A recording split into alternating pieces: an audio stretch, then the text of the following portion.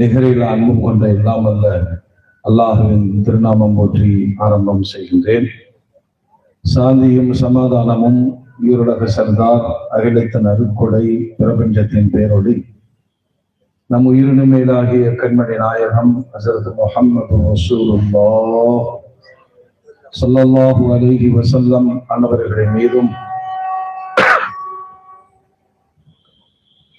அன்னாரின் அடிச்சுவற்றை பின்பற்றி வாழ்ந்து வழிகாட்டிய உத்தம சத்திய சஹாபாக்கள், தாபிஈன்கள், தபரத்தாபீன்கள், லௌலியாக்கள், நாதாக்கள், ஷுஹதாக்கள், குறிப்பாக பரக்கத்து நிறைந்த இந்த மீலாது பெருவிழாவில் சங்கமித்திருக்கிற நாம், நம் மக்கள், உலக மோமின்கள் அனைவர் மீதும் அல்லாஹ்வின் பேரருள் என்றென்றும் நின்ற நிலவட்டுமாக. ஆமீன். அல்ஹம்துலில்லாஹ். பண்ருட்டி போலீஸ் லைன் மஹல்லா நிர்வாகம், இஸ்லாமிய இளைஞர் பேரவை மற்றும் கடலூர், நெல்லிக்குப்பம், பண்ருட்டி வட்டார ஜமாத் உலமா சபை இணைந்து நடத்தும் இந்த மீலாது விழாவின் நிகழ்வின் தலைவர் அவர்களே, முன்னிலை வகித்துக் கொண்டிருக்கிற சமுதாய புரவலர்களே, உலமா பெருமக்களே, தமிழ்நாடு ஜமாத் உலமா சபையினுடைய தலைவர் சங்கைக்குரிய ஹஸரத் குப்ரா அவர்களே, வாழ்த்துறை வழங்கி சிறப்பு செய்திருக்கிற உலமாக்களே, சமுதாய பொறுப்பாளர்களே, வருகை தந்திருக்கிற ஆண்டோர்களே, சான்றோர்களே, அருமை தாய்மார்களே, சர்வதேச அரங்கத்தில் நபிகள் நாயகம் ஸல்லல்லாஹு அலைஹி வஸல்லம் அன்னவர்களை 1500வது இந்த மீலாது பெருவிழா உலகெங்கும் கொண்டாடப்பட்டு வருகிறது. பெருமானாருடைய வரலாற்றை வாழும் தலைமுறைக்கும் வளரும் தலைமுறைக்கும் கொண்டு போய் சேர்க்கிற பெரும் பணியை இந்த மீலாது விழா காலங்காலமாய் சாதித்துக் கொண்டிருக்கிறது. அதிலும் குறிப்பாக நம் தேசத்து சூழலில் சமய நல்லிணக்க முகாமாக இந்த மீலாது விழாக்கள் அமைய பெற்றுக் கொண்டிருக்கிறது. எல்லா நிலையிலும் மீலாத் சர்வதேச சமூகத்தில் பெருமானாரை கொண்டு போய் சேர்க்கிற, இந்த வரலாற்றை பேசுகிற, அதை நடைமுறை வாழ்க்கையில் கொண்டு வருவதற்கான ஒரு களப்பணியாக இந்த மீலாத் அமைந்திருக்கிறது. அல்லாஹ் ரப்பல் ஆலமீன் இதனை கபூல் செய்வானாக. அருமையான மூமின்களே, எனக்கு முன்னர் பைத்துல் மாலினுடைய பொறுப்புதாரிகளும் ஜமாத்தினுடைய நிர்வாகிகளும் சமூகத்தில் மாற்றங்கள் நிகழ வேண்டும், நிறைய செய்திகளை முன்வைத்தார்கள். அந்த வார்த்தைகளில் வருத்தமும் இந்த சமூகம் மாறாதா என்ற ஏக்கமும் சமுதாய பொறுப்பாளர்கள் தலைமையை வகிக்கக்கூடியவர்களுடைய உள்ளங்களில் அல்லாஹ் அதனை போட்டிருக்கிறான். அந்த கவலைகள் இது போன்ற பொது வெளிகளில் பகிரப்படாவிட்டால் ஒரு தலைமுறையினுடைய வாழ்வு கேள்விக்குறியாகிவிடும் என்ற ஆதங்கம் அவர்களுடைய பேச்சில் வெளிப்பட்டது. உலகத்தில் மிகப்பெரிய பாக்கியமான ஒரு சமுதாயம் நாம். காரணம் என்ன தெரியுமா? உலகத்தில் மிகப்பெரிய பஞ்சம் கைடன்ஸ், வழிகாட்டுதல். சர்வதேச அரங்கத்தில் இன்றைக்கு நடக்கிற எல்லா நிகழ்வுகளுக்கு பின்னாலும் நேர்மையான உண்மையான வழிகாட்டுதல் இல்லாததின் விளைவு மிகப்பெரிய இழப்பை இந்த மனித குலம் சந்தித்துக் கொண்டிருப்பதை சில பல நாட்கள் இந்த உலகம் கண்டு கொண்டிருக்கிறது. 2.5 வருஷத்துக்கு மேலாக ஒரு சின்ன பூமி பந்தருடைய ஒரு சின்ன பகுதி கஸா மக்களை முழுமையாக அழித்து விட வேண்டும் என்பதற்காக பெரும் பெரும் யானைகள் படையெடுத்துக் கொண்டிருக்கிறது. ஆனால் பீனிக்ஸ் பறவையை போல சொந்த மண்ணிலிருந்து ஓடி ஒளியாமல் மீண்டும் மீண்டும் வந்து கொண்டே இருக்கிறார்கள்.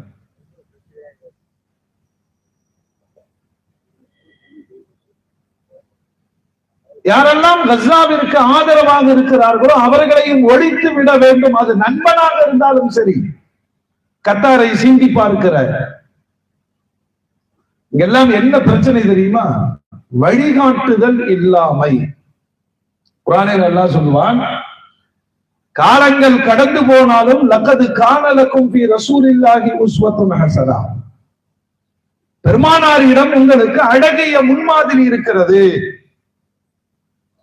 பெருமானாருடைய அழகிய முன்மாதிரி என்பது எந்த விஞ்ஞானத்துடைய சிந்தனைகளும் இல்லாத இருண்ட தேசம், இருண்ட கண்டம் என்று சொல்லப்பட்ட அந்த காலத்திற்கு மட்டுமல்ல, ஏஐ டெக்னாலஜியில் கருவறையை வெளியே வைத்து நாங்களே குழந்தையை பெற்று தந்து விடுகிறோம் என்று சொல்லுகிற இந்த காலம் வரையிலும் பெருமானாருடைய வழிகாட்டுதலை இந்த உலகம் எதிர்பார்த்துக் கொண்டிருக்கிறது. நாம் கூட சில நேரங்களில் எப்படி பேசுவோம் தெரியுமா? ஆன்மீகத்திற்கான வழிகாட்டு, தொழுகணும், 9 ஜக்காத் ஆயிடுச்சு. இந்த வாழ்வியலுக்கான பள்ளியை கடந்து வெளியே வந்து விட்டால் நம்முடைய முன்மாதிரிகள் வேறு வேறு மனிதர்கள். நிறைய இடங்கள்ல இந்த மோட்டிவேஷன் கிளாஸ் நடக்கும். நான் கூட நினைப்பேன், இளைஞர்களை ஊக்கப்படுத்துவதற்கு யாராவது பெருமானாரை முன்மாதிரியாக பேசுவார்களான்னு பார்த்தா, வாழ்க்கையில் வெளிப்பகுதி ஒன்றும் அந்தரங்கமான வாழ்வு உள்ள மனிதர்களையும் அங்கு மாடல்களாக முன்மாதிரிகளாக காண்பிக்கிற உலகத்தில் திறந்த புத்தகமாய் வாழ்ந்து தன் வாழ்க்கை முழுவதையும் சர்வதேச சமுதாயம் பின்பற்றுவதற்கான தகுதியுடைய ஒரு மகத்தான மாமனிதர் பெருமானாரை இன்னும் சொந்த சமூகம் பேசவிருக்கிறது. ஏன்னா வாழ்க்கை வேறு, வணக்கம் வேறு என்ற தத்துவத்தில் வாழக்கூடிய சமூகம் அல்ல நாம். வணக்கம்தான் வாழ்க்கை, சொல்லுங்க, வாழ்க்கை தான் வணக்கம். பெருமானாரை அல்லாஹ் உயர்த்தி வைத்திருக்கிறான். குர்ஆன் சொல்லுகிறது, வரஃபஅனா லக திக்ரக், உங்களுடைய பேச்சை, உங்களின் புகழை நாம் உயர்த்தி இருக்கிறோம். எந்த அளவு அல்லாஹ் உயர்த்தி இருக்கிறான்? ஜிப்ரீல் அலைஹிஸ்ஸலாம் வந்து விட்டார்கள், யா ரசூலல்லாஹ், உங்களை அல்லாஹ் எப்படி உயர்வாக்கி வைத்திருக்கிறான், உங்களுடைய புகழ் அந்தஸ்து தெரியுமா? எப்பொழுதும் போல் அல்லாஹ்வுடைய ரசூல் சொன்னார்கள், அல்லாஹு அலம், என்னை பத்தி பேச்சு அல்லாஹ் உயர்த்தி வச்சிருக்காங்கிறது அல்லாஹ்வே மிக அறிந்தவன். ஜிப்ரீல் அலைஹிஸ்ஸலாம் சொல்லிவிட்டு போகிறார்கள், யா ரசூலல்லாஹ், எங்கெல்லாம் நான் பேசப்படுவேனோ, எங்கெல்லாம் என்னுடைய பேச்சு, என்னுடைய பெயர் உச்சரிக்கப்படுமோ, அங்கெல்லாம் முஹம்மத் உச்சரிக்கப்படுவார், பேசப்படுவார். சர்வதேசத்தில் இந்த வினாடியில தேடி பாருங்க, உலகத்தில் அதிகம் தேடப்பட்ட பெயர் முஹம்மது ஸல்லல்லாஹு அலைஹி வஸல்லம். உலகத்தில் அதிகமாக வாசிக்கப்பட்ட வரலாறு முஹம்மது ஸல்லல்லாஹு அலைஹி வஸல்லம். உலகத்தில் அதிகமான கருத்துக்களுக்காக கண்காணிக்கப்பட்ட மனிதர் முஹம்மது ஸல்லல்லாஹு அலைஹி வஸல்லம். உலகத்தில் அதிகம் சூட்டப்பட்ட பெயர் முஹம்மது ஸல்லல்லாஹு அலைஹி வஸல்லம். எங்கெல்லாம் அல்லாஹ் பேசப்படுவானோ அங்கெல்லாம் தனது ஹபீபை அல்லாஹ் உயர்த்தி விட்டார். காரணம் என்ன தெரியுமா? வெறும் ஆன்மீகவாதி மட்டுமல்ல, வெறுமனே நாம் நம்பி இருக்கக்கூடிய மறுமையினுடைய வாழ்க்கையை நினைவுபடுத்தக்கூடியவர் மட்டுமல்ல, பிறப்பிலிருந்து இறப்பு வரைக்கும் ஒரு மனித சமூகத்திற்கு தேவையான எல்லா வழிகாட்டுதலையும் நிறைவாக தந்தவர்கள் முஹம்மது ரசூலுல்லாஹ். இந்த அரபுலக சமுதாயம் பெருமானாரை இறை தூதர் என்பதற்கு சான்றுகள் கேட்டார்கள். நீங்கள் இறைவனுடைய தூதர், அல்லாஹ்வுடைய ரசூல் என்பதற்கான சான்று என்ன? நிறைய சான்றுகள் நிகழ்த்தி காண்பித்திருக்கிறார்கள் பெருமானார். நிலவை பிளந்தார்கள், உடும்போடு உரையாடினார்கள், 1000த்திற்கும் மேற்பட்ட அற்புதங்களை நடாத்தி காண்பித்த பெருமானார். ஆனா அல்லாஹ் என்ன தெரியுமா சொல்றான்? சமுதாயத்துக்கு சொல்லுங்க, நான் இறை தூதர் என்பதற்கான ஒரு ஆதாரம் என்ன தெரியுமா? ஃபக்கத் லபிஸ்து ஃபீக்கும் உம்ரன் மின் கப்லி, உங்களோடு 40 ஆண்டு காலம் வாழ்ந்திருக்கிறேன். அல்லாஹ்வே சொல்லிக் கொடுக்கிறான். நபித்துவத்திற்கு பின்னுள்ள 23 ஆண்டுகள் மட்டுமல்ல, இதற்கு முன்னோடியாக 40 ஆண்டு காலமும் நான் நபி என்பதற்கான ஆதாரம் என்று அல்லாஹ் சொல்லுகிறான். அப்படின்னா 63 ஆண்டுகளும் பெருமானார் உலகத்தின் மிகச்சிறந்த ஆளுமை வழிகாட்டி. அதுல அல்லாஹ்வுடைய ரசூல் இறை தூதராக ஆகுவதற்கு முன்பு, இறை தூதராக ஆன பின்பு என்று இந்த 63 ஆண்டுகளிலேயும் களப்பணி ஆற்றிய பொழுதெல்லாம் சமூக சீர்திருத்தம் குறித்து அல்லாஹ்வுடைய ரசூல் மிகுந்த கவலைப்பட்டிருக்கிறார்.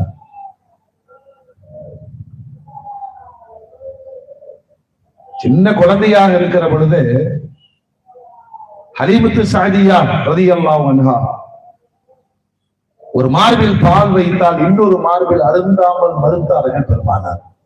ஏன்னா தன்னுடைய பால்குடி சகோதரன் அப்துல்லாவிற்கான அமானிதம், அது அவருக்கு சேர வேண்டியது.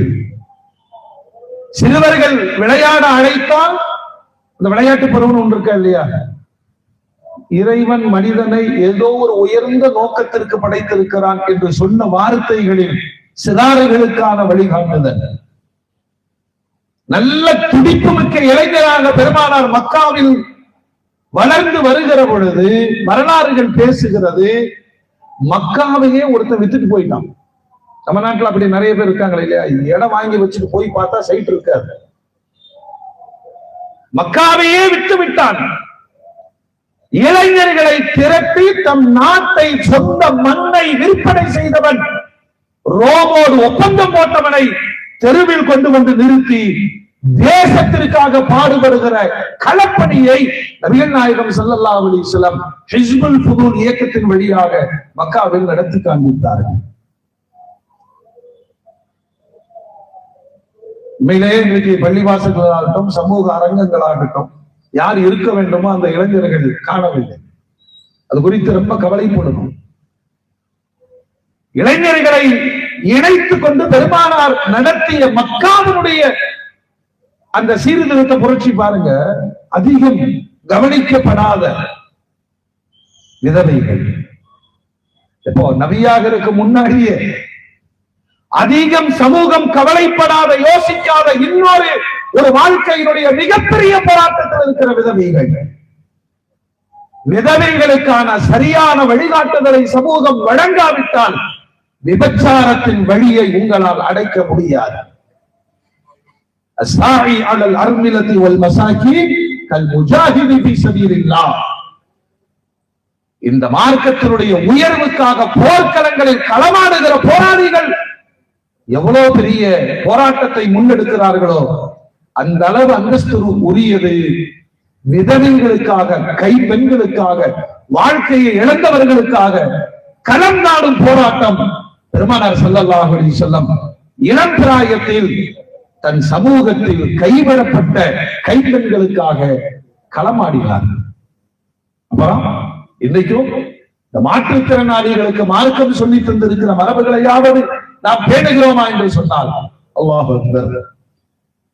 மாற்றுத்திறனாளிகளுக்காக தனி ஒரு சட்டங்களை இயக்கி உலகத்திற்கு வழிகாட்டியவர்கள் பெருமானார். ஒரு காலத்துல இந்த சமூகத்துல முதியோர் இல்லம் இல்லை என்று நினைத்துக் கொண்டிருந்தோம். இப்பொழுது நிறைய முஸ்லிம் நிறுவனங்கள் தொடங்க ஆரம்பித்து விட்டார்கள் முதியோர் இல்லங்கள். அதற்கு சில காரணங்கள். பிள்ளைகளா வெளிநாட்டுல இருக்கிறான், அவருடைய வேலை வாய்ப்பு அப்படி, மருமகளும் வேலைக்கு போகுது, குழந்தைகளை கொண்டு போய் அவங்க அந்த அது ஒரு எதீம்கானதான். இவங்க வேலைக்கு போகும்போது விட்டு போகிற இந்த சூழலில் பெற்றோர்களை பார்க்க முடியாது என்ற ஒரு விதமான சமாளிப்புக்கு பின்னால் சௌகரியமான முதியோர் இல்லங்கள். பெருமானார் ஸல்லல்லாஹு அலைஹி வஸல்லம் கைவிடப்பட்ட இந்த மூத்த குடி மக்கள், அதாவது பெற்றோர்கள், பெரியவர்கள், அனாதைகள், மக்காவில் தொடங்கிய அந்த களப்பணி போராட்டம் பெருமானாருக்கு சமூகத்திலே அல் அமீன் அஸ்-சாதிக் என்று பெயர் பெற்று தந்தது. சமுதாயத்திலே நிறைய போராட்டங்களை முன்னெடுத்து வந்தார்கள். ஆனால் அதற்கான அதிகாரம் 40 வயதில் நபியாக கிடைத்த பொழுது இந்த இஸ்லாத்தின் அடிப்படை சித்தாந்தம் ஏகத்துவ பிரச்சாரத்தை முன்னெடுத்து மக்காவிற்குள் 13 ஆண்டுகள் பெருமானார் ஒரு சீர்திருத்தத்தை முன்னெடுத்தார்கள். இன்று வரையிலும் இந்த தேசம் மண்டி போட்டு போராடுகிறது, தீர்வு கிடைக்கவில்லை. லா இலாஹ இல்லல்லாஹ் சொல்லிடுறோம் இல்லையா?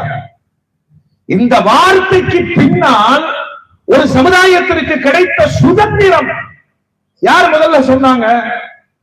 பாவப்பட்ட, பிற்படுத்தப்பட்ட, ஒடுக்கப்பட்ட மக்கள் பெருமானாருடைய இந்த வார்த்தைக்கு முன்னால் வந்து நின்றார்கள். லா இலாஹ இல்லல்லாஹ், வணக்கத்திற்குரியவன் சொல்லுங்க. அதில் அவர்களுக்கு என்ன கிடைத்தது தெரியுமா? கடவுளின் பெயரால் தாங்கள் ஏற்றத்தாழ்வுகளால் நடத்தப்பட்டு தீண்டாமையினால் ஒதுக்கி வைக்கப்பட்டிருக்கிற கொடூரத்திலிருந்து இந்த வார்த்தை எங்களை மீட்டெடுக்கும். பெருமானாருடைய புரட்சிகரமான சமூக சீர்திருத்தம். இன்னைக்கு நம்ம நாட்டுல அதிகமாக பேசப்படுகிற ஒரு வார்த்தை சனாதனம், சமத்துவம், சமூக நீதி.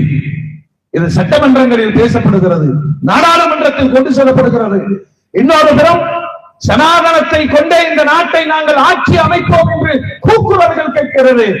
ஆனால் மனித சமூகம் என்ன எதிர்பார்க்கிறது தெரியுமா? மனிதனாய் பிறந்தவன் பிறப்பால் ஏற்றத்தாழ்வுகள் கூடாது, அந்த உரிமையை இந்த மண் வழங்க வேண்டும் என்று எதிர்பார்க்கிறார்கள்.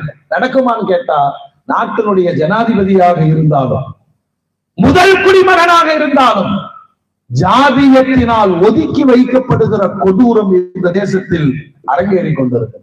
ஒரு குறிப்பிட்ட இடத்துக்கு மேல அவங்க வர முடியாது. நாட்டு மக்களுக்கு தீர்ப்பை வழங்குகிற ஜட்ஜு, ஒரு நீதியரசர், அவர் வெளியில வந்து மீடியால புறப்பட, நான் படிச்சிருக்கேன், நான் படிச்சிருக்கிறேன், நான் ஜட்ஜா இருக்கிறேன், மயிலாடு என்று அழைக்கிறார்கள். ஆனால் என்னுடைய வர்ணாசிரம சித்தாந்தம், என்னுடைய ஜாதி அடிப்படையில் நான் சட்டத்தை தீர்ப்பு சொல்லுகிற நீதிபதியாக இருந்தாலும் ஜாதிய கொடுமையினால் தீண்டத்தகாதவனாக சட்டம் திருத்தப்படுகிற, சட்டத்தினுடைய உத்தரவு போடப்படுகிற நீதிமன்றங்களிலேயே இந்த தீண்டாமையை நான் அனுபவித்துக் கொண்டிருக்கிறேன். 2025 இல்லையா? ஏஐ டெக்னாலஜி உலகம். ஆனால் அல்லாஹ் நமக்கு பெருமானாரின் வழியாக தந்த முதல் சுதந்திரம் என்ன தெரியுமா? நீ எங்க போனாலும் பாய் தான். சலூன் கடைக்கு போனாலும் பாய் வாங்க, சாயா கடைக்கு போனாலும் சொல்லுங்க பாய், பிரியாணி கடைக்கு போனாலும் பாய். பாய் என்ற காரணத்தினால் இந்த தீண்டாமைக்கு சுதந்திரம் பெருமானார் ஸல்லல்லாஹு அலைஹி வஸல்லம் பெற்று தந்தார்கள். விடுவாங்களா? தாழ்த்தப்பட்ட முதல் குடும்பம் யாசிர் ரலியல்லாஹு அன்ஹு, அன்னை சுமையா ரலியல்லாஹு அன்ஹா, அதற்கு அம்மா ரலியல்லாஹு அன்ஹா. அபூஜஹல் மிரட்டினானே, சனாதன வர்க்கம் மிரட்டியதே, நீங்கள் மக்காவை விட்டு தப்பித்து போய் விடுவீர்களா? அந்த குடும்பம் சொன்னது ஒண்ணுதான், சனாதனத்திலிருந்து தீண்டாமை இல்லாத சமத்துவத்தை தந்தது முஹம்மது ரசூலுல்லாஹ்வுடைய புரட்சி சித்தாந்தம். எங்களுக்கு வேற வழி இல்லை, எங்களுக்கு வேற வழி இல்லை. அதனால் மரணத்தை, ஷஹாதத்தை ஏற்று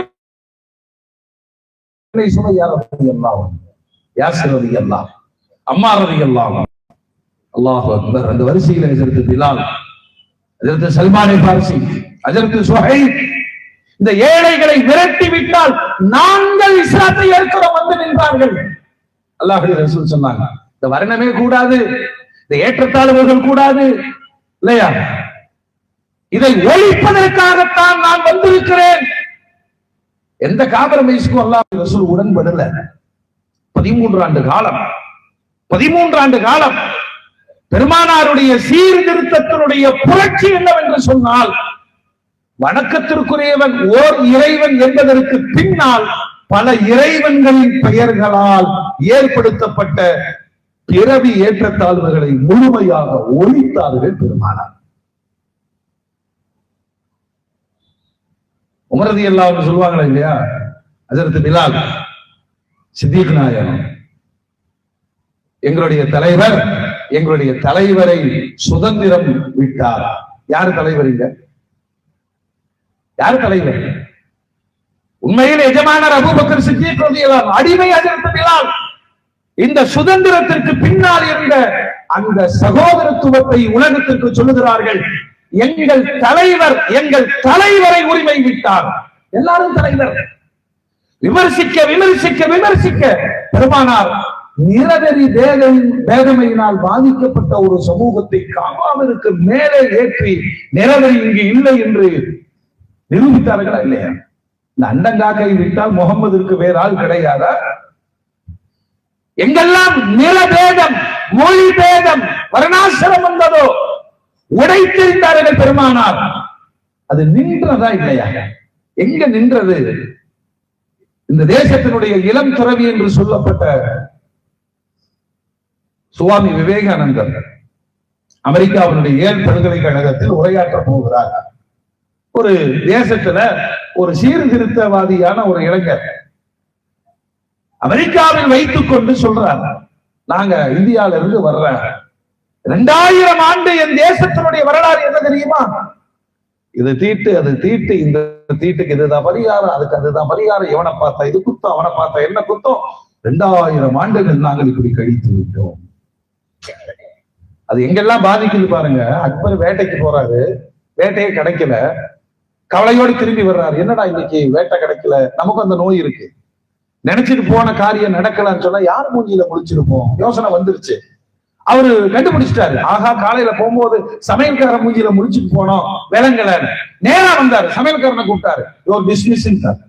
அவன் நேரா பீர்பால்கிட்ட போய் அழுதாங்க, நல்லதான் ஏன் சமைக்கிற, உப்பு போட்டிருக்கேன், காரம் எல்லாம் போட்டிருக்கேன், இருந்தாலும் நம்மளுக்கு மன்னர்கள் நாவே கிறுக்கனா தான் இருப்பான், நீ ஒண்ணு கவலைப்படாத. அந்த சந்தோஷமா இருக்கும் போது நான் பேசுறேன். ஒரு நாள் அக்பர் சந்தோஷமா இருக்கும் போது பீர்பால் பேசினாரு, நல்ல சமையல்காரன் கிடைக்கிறதே கஷ்டம், அவனை ஏங்க தூக்குனீங்க, அவன் மூஞ்சியில முழிச்சுட்டு போன வேட்டையே கிடைக்கல. மன்னர் சந்தோஷமாக இருப்பதை உணர்ந்து பீர்பால் சொன்னார், ஐயா பாருங்க, அவன் மூஞ்சியில முழிச்சுட்டு போனதுக்கு உங்களுக்கு வேட்டை கிடைக்கல, உங்க மூஞ்சியில முழிச்சதுனால வேலையே போச்சு. இப்ப யாரு முசீபத்துன்னு சொல்லுங்க? இது சிரிப்பதற்கல்ல. ஒரு 2000 ஆண்டு இந்த மண்ணில் இந்த தீட்டு, இந்த பார்வை. காலையில எந்திரிச்சு கண்ணாடியில பாத்துக்குவேன், காலையில எந்திரிச்சுன்னு கண்ணாடியில பாரு, முசீபத்து நான் தான் பயந்துருவோம், அவன் முசீபத்து. அல்லாஹ்வுடைய ரசூல் இந்த எண்ணங்களை தானே அங்கிருந்து பறித்தார்கள். சுவாமி விவேகானந்தர் பேசுறாரு, 2000 வருஷம் நாங்க இதிலே தொலைச்சிட்டோம். சரி, உங்க அமெரிக்கால என்ன வாழுது பேசுறாரு, என்ன வாழுது? நீங்கள் காலையில் எழுந்ததிலிருந்து ஒவ்வொரு வெள்ளையனும் கருப்பனை சுட வேண்டும் என்ற வெறியோடு வாழுகிறீர்கள். இன்னைக்கு வரைக்கும் அதாங்க, இன்னைக்கு வரைக்கும் அதுதான. சொல்லிவிட்டு ஒரு இளம் துறவி அமெரிக்கா மண்ணில் வைத்து பேசுகிறார், நான் முகம்மது நபியை பாராட்டுகிறேன். ஆப்பிரிக்காவில் பிறந்த ஒருவன் ஆப்கானிஸ்தானில் இருக்கக்கூடிய ஒரு பெண்ணை திருமணம் முடிக்க முடியும். நிறமோ தேசமோ மொழியோ இனமோ அவர்களுக்கு எந்த கட்டுப்பாடும் இல்லை. இருவர் முஸ்லிமாக இருந்தால் நிக்காஹ் செய்து கொள்ளலாம். எல்லாம் பேச வைக்கிறாங்க இல்லையா? பெருமானாருடைய முதன்மையான புரட்சி அந்த சமூகத்தில் மனதிற்குள் மண்டி கிடந்த அறியாமை, குஃப்ர், ஷிர்க் இவைகளை அப்புறப்படுத்தி வணக்கத்திற்குரியவன் அல்லாஹ் என்பதற்கு பின்னால் நாம் எல்லோரும் அடிமைகளில் ஏற்றத்தாழ்வுகள் கிடையாது. அதாவது வீரமணி, தீகாவினுடைய தலைவர் வீரமணி எழுதுற, நான் ஆச்சரியப்படுகிறேன், சில பேரு ஆளை பார்த்தா தூரத்திலே கையெடுத்துருவான், நீ என் பக்கத்துல வந்துடாத, நான் உன் பக்கத்துல சொல்லுங்க வரமாட்டேன், பேச்சு பேச்சா இருக்கட்டும், நீ இந்த கோட்டை தாண்டி வரக்கூடாது. இதுதான் அவர் எழுதுறாரு. இன்னொரு சமூகம் இருக்கிறது, தூரத்துல இருந்து ஒத்த கையை கொடுத்துரும், அவ்வளவுதான், நீ என் பக்கத்திலே வரக்கூடாது, நான் அப்படித்தான், நீ இப்படித்தான். காந்தி சொன்னார், ஒரு கை கொடுக்க கூட நம்பிராத, இன்னொரு கையில கத்தி வச்சிருப்பான், அனுபவம். ஆனால் நபிகள் நாயகத்தை நான் பார்க்கிறேன், தூரத்திலிருந்து ஒருவனை பார்க்கிறவர்கள் நான் உனக்கு முகமன் சொல்லுகிறேன் என்று சைக்கிளை செய்கிறார். பக்கத்தில் வந்தவுடன் வாய் நிரம்ப அஸ்ஸலாமு அலைக்கும் வரஹ்மத்துல்லாஹி வபரகாத்துஹு, பெரிய கோபக்காரங்க, லொகுர் தொழுகைக்கு உங்களை பார்த்த பள்ளியிலே அப்புன்னு வர்றாரு, அவரை பார்த்தோன்னே சலாம் சொல்லிட்டீங்கன்னு வச்சுங்களேன், என்ன செய்வீங்க சொல்லுங்க? என்ன செய்வாரு? எல்லாம் போயிடப்போ அப்ப சலாம் சொல்லிட்டாரு, கை கொடுத்துட்டா கட்டி பிடிச்சிட்டீங்கன்னு வச்சுங்களேன், 10,000 ரூபாய் நமக்கு கிடைச்சிடும். இதால நம்ம தப்பா நினைச்சிட்டோமே. உலகத்தினுடைய சமாதானத்தின் வார்த்தை அப்சு ஸலாம பைனக்கும், ஊதுங்கள் நாங்க பெருமானார், சலாத்தை ஊதிக்கொண்டே இருங்கள். வீரமணி ரசிச்சு எழுதுறாருங்க, உலகத்தில் முகமனில் கூட மனித சமூகத்தின் சமத்துவத்தில் மிக பெரும் புரட்சி ஏற்படுத்தியவர் நபிகள் நாயகம் ஸல்லல்லாஹு அலைஹி வஸல்லம். தாத்தாவோட சலாம் சொல்லிட்டு கை கொடுத்து அந்த 2 கை பிரிவதற்கு முன்பாக இலைகள் உதிர்வதை போல மனிதனின் பாவங்கள் உதிர்கிறது என்று கற்றுக் கொடுத்தவர்கள் பெருமானார். அதுக்கடுத்து முஆனகா, கட்டி அணைக்கிறது இல்லையா? எல்லா விதமான கோபதாபங்களும் அந்த வஞ்சகமும் அந்த முஆனகாவிற்கு பின்னால் போய்விடும். நீயும் நானும் எந்த ஏற்றத்தாழ்வும் இல்லை. இது உலக அரங்கத்தில் பாருங்கள், ஒருவன் மேலே உட்காருவான், ஜனாதிபதியா இருந்தாலும் கீழே தான் செய்யும். சொல்லுங்க, இந்த தீண்டாமையிலிருந்து பெருமானார் அல்லவா நம்மை காப்பாற்றினார்கள். சரி, நபித்துவம் பெறுகிறார்கள். வெறும் 10 ஆண்டுகள், 13 ஆண்டுகளில் 100 எண்ணிக்கைகளில் மட்டுமே இஸ்லாம் வளர்ந்தது. சுதந்திரத்தை அல்லாஹ் தந்தான். ஹிஜ்ரத்தை நடத்தினார்கள். மதீனாவிற்கு போகிற பொழுது சிவப்பு கம்பளம் விரித்து வரவேற்பு நடந்தது. பாடல் பாடி அகமகிழ்ந்து பெருமானாரை வரவேற்றார்கள். அடுத்து வெறும் 10 ஆண்டுகளில் உலகத்திற்கு தேவையான அத்துணை சீர்திருத்தங்களையும் பெருமானார் செய்து கொடுத்தார்கள். இது ஒரு பக்கம் தொழுகை, நோன்பு, ஜக்காத் ஆயிடுச்சு. அது ஒரு மூமினுக்கான பிறப்பிற்கான காரணிகள், கடமைகள். அது மட்டுமே வாழ்வல்லவே. பெண் குழந்தைகள் குறித்து அந்த சமூகம் கொண்டிருந்த எண்ணத்தை அப்படியே மாற்றி அமைத்தார்கள். எந்த சமூகம் தெரியுமில்ல? வைதா புஷ்ஷிர அஹதுஹும் பில் உன்ஸா வல்ல வஜ்ஹு முஸ்வத்தன் வஹுவ கதீம் யதவாரா மினல் கௌமி மின் சூஇ மா புஷ்ஷிர பி. அல்லாஹ் என்ன சொல்றானா, பெண் குழந்தை நற்செய்திங்கிறான். உனக்கு பெண் குழந்தை பிறந்திருக்கு பாரு சொன்னாலே அவனுடைய முகம் மாறிடும் இல்லையா? அவமானத்தால் வீட்டுக்குள் உட்காருவாங்க. மூமின்களே, நபிகள் நாயகம் ஸல்லல்லாஹு அலைஹி வஸல்லம் தாய்மார்கள் இருக்கிறாங்க, கவனிங்க. பிறப்புரிமையை பெற்று தந்தவர்கள் பெருமானார். இன்னைக்கும் நம்ம நாட்டுல கருவழி இருப்பது ஆணா பெண்ணா சொல்லக்கூடாது என்ற கடும் சட்டம் உள்ள சூழ்நிலையில் பெண் குழந்தை பிறந்தாலே அது அவமானத்தின் அடையாளம் என்று வாழ்ந்த ஒரு சமூகத்திலே உன்னை பெற்றதும் தாய்தான், உனக்கு வாழ்வை தருவதும் ஒரு பெண்தான். பெண்களின் பெருமையை சொல்லி அவர்கள் பிறப்பது உண்மையிலேயே மறக்கத்தால் பின்து மறக்கா சொல்ல சொல்ல பெண்கள் சமூகத்தின் மீது அவ்வளவு பிரியத்தை மாற்றி அமைத்து விட்டார்கள். அதோடு மட்டுமல்ல, பெண்ணும் கற்க வேண்டும். உமர் ரலியல்லாஹு அன்ஹு தன்னுடைய ஆட்சிக்கு உட்பட்ட மாகாணங்களுக்கு கடிதம் எழுதுகிற பொழுதெல்லாம் ஒரு வார்த்தை எழுதுவார்கள், அல்லிமு நிசாஅக்கும் சூரத்தன் நூர். உங்க பெண்களுக்கு குர்ஆன்ல இருக்கக்கூடிய சூரா நூராவை, சூரத்து நூரை நீங்கள் கற்றுத்தாருங்கள். பெண்களின் வாழ்வியல் ஒழுக்கம் சார்ந்த அத்தனை செய்திகளும் அந்த அத்தியாயத்தில் இருக்கிறார். எப்படி மாறிவிட்டது பாருங்கள். 2400 ஹதீஸ்களை மரணம் செய்திருக்கிற ஆயிஷா ரலியல்லாஹு அன்ஹா ஒரு ஆசிரியையாக பெருமானார் உருவாக்கி தந்தார். கொஞ்ச நஞ்ச இன்ன வரைக்குங்க உலகத்தில் பெண்களை மிகுந்த மரியாதையோடு தாய்மார்களுக்கு சொல்லுவாங்க, நீங்கள் ஒரு முஸ்லிம்களாக பிறந்ததற்கு அல்லாஹ்வுக்கு சுக்ர் செய்யுங்கள். இன்னைக்கும் படித்த சமூகங்களில் கூட மாதவிலக்கு நேரங்களில் பெண்கள் ஒதுக்கி வைக்கப்படுவார்கள் இல்லையா? அதுக்கு படித்த சமூகத்தில் கூட இருக்கிறது. ஐஷா ரலியல்லாஹு அன்ஹா வீட்டில் இருக்கிற பொழுது அண்ணலார் மடியில் படுப்பார்கள், பதறி போவார்கள், நான் மாதவிலக்காக இருக்கிறேன். அல்லாஹ்வுடைய ரசூல் சொன்னாங்க, உன் தொடையில் தீட்டு கிடையாது. சீப்பை கேட்டார்கள், ஐயோ நான் மாதவிலக்காக இருக்கிறேன், உன் கையில் தீட்டு கிடையாது.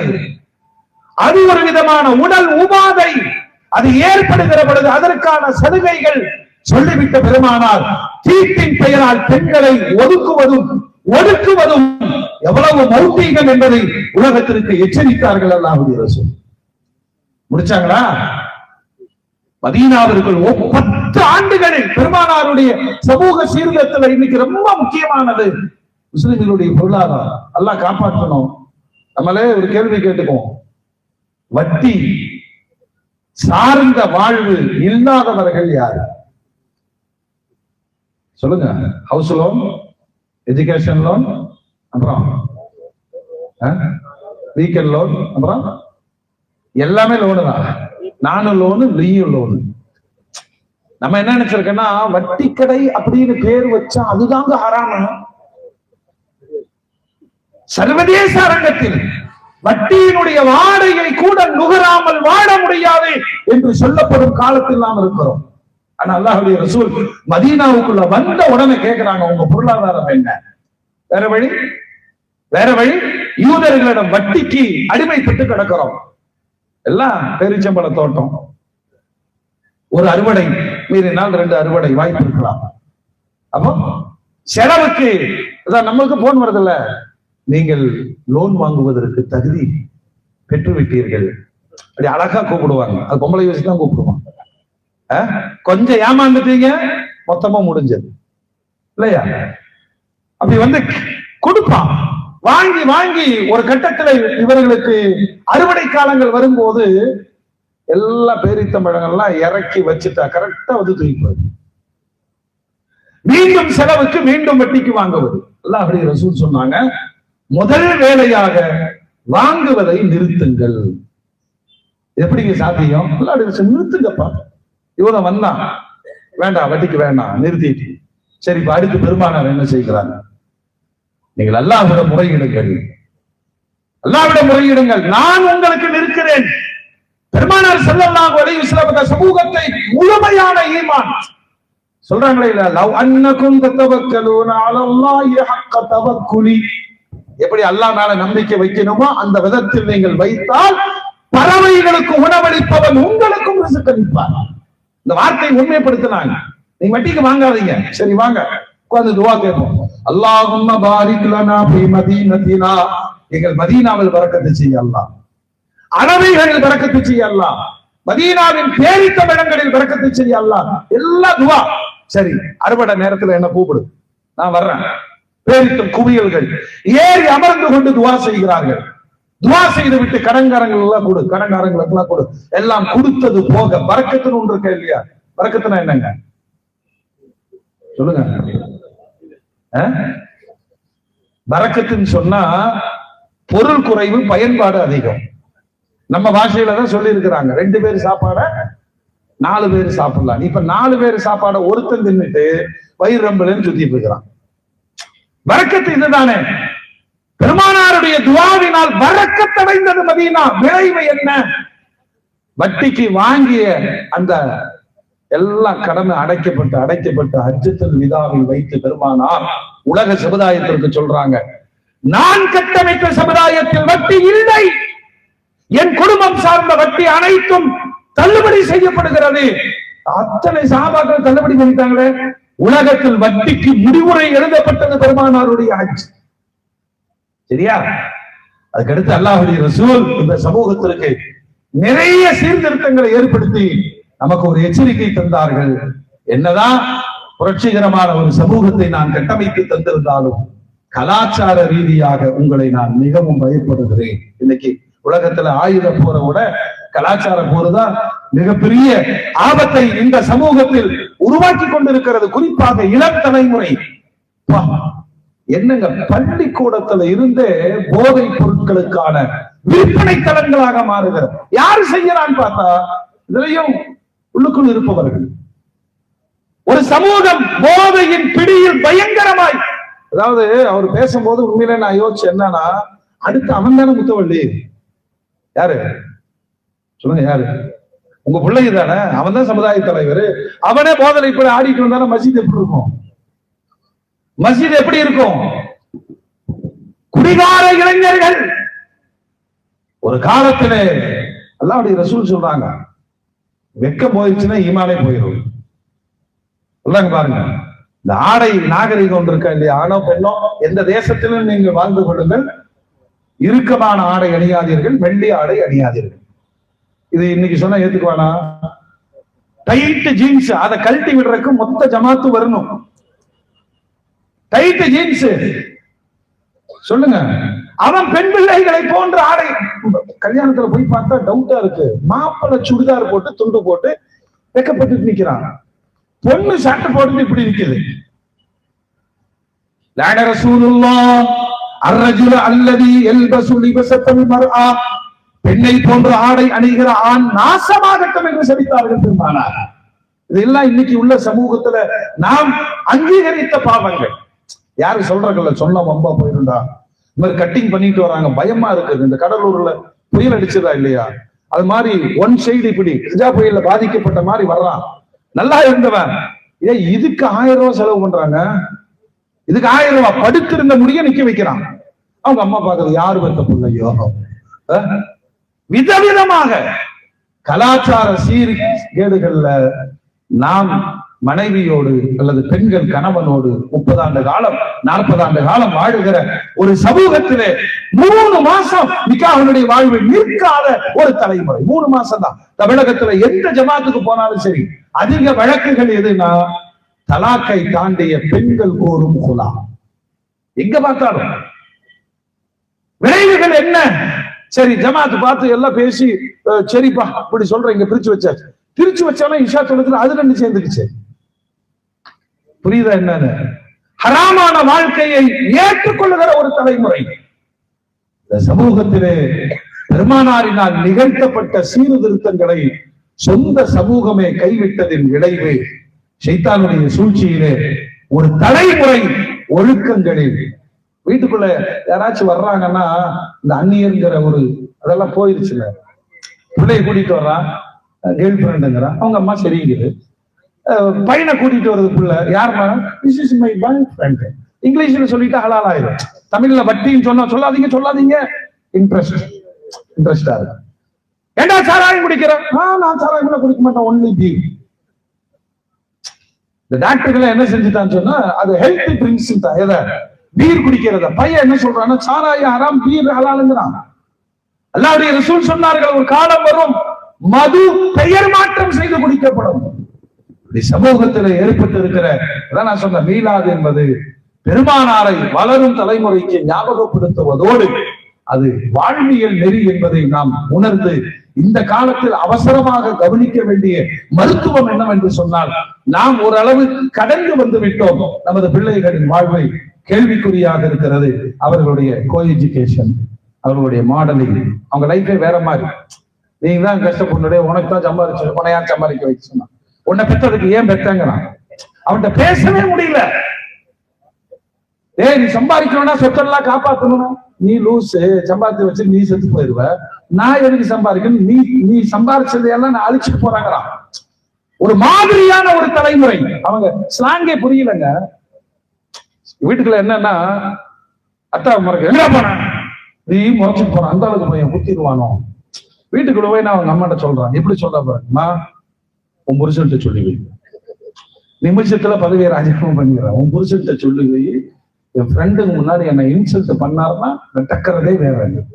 அதுதான் சிறார்கள் சீர்திருத்தம் குறித்து கடுமையான சட்டங்கள் இன்றைக்கு நாடே கொந்தளித்து கிடக்கிறது. அவ்வளவு ஒழுக்க சீர்கேடுகள் இந்த தேசத்தில் நிறைந்திருக்கிற சூழலில் நபியை அந்த தலைமுறைக்கு அடையாளப்படுத்தி ஒழுக்க விழுமியங்கள், கலாச்சாரம், பண்பாடு குறித்து இவ்வளவு தூரம் யாருங்க சொன்னாங்க? தந்தையின் பொருத்தத்தில் அல்லாஹ்வுடைய பொருத்தம் குழந்தைகளுக்கு கொண்டு போய் சேருது. தாயினுடைய பாதடியில் சொர்க்கம். இந்த சீர்திருத்தம் எல்லாம் சிம்பிளா நான் சொல்லி முடிச்சிடறேன். மகனே, நான் சொல்றதை கேளு, நீங்க பயான் பண்ணி பாருங்க. சிரிப்பான். இந்த லூஸ் சொல்லி நான் கேட்க வேண்டிய நிலைமையில இருக்கு. அதே குழந்தையிடம் பெருமானார் இப்படி சொல்லுகிறார்கள் என்று எடுத்து வைத்து பாருங்கள், அவன் கண்ணியம் கொடுப்பான். நபியை இளவல்களின் இதயங்களில் நிலைநாட்ட வேண்டும், வரலாறு வாசிக்கப்பட வேண்டும். சமூக சீர்திருத்தத்திற்கான தொடக்கமாக இந்த மீலாது அமையட்டும் என்று துவா செய்து வாய்ப்பளித்தமைக்கு நன்றி கூறி நிறைவு செய்கிறேன். வாஹிரு தஅவானா அல்ஹம்துலில்லாஹி ரப்பில் ஆலமீன். வஸ்ஸலாமு அலைக்கும் வரஹ்மத்துல்லாஹி வபரகாத்துஹு.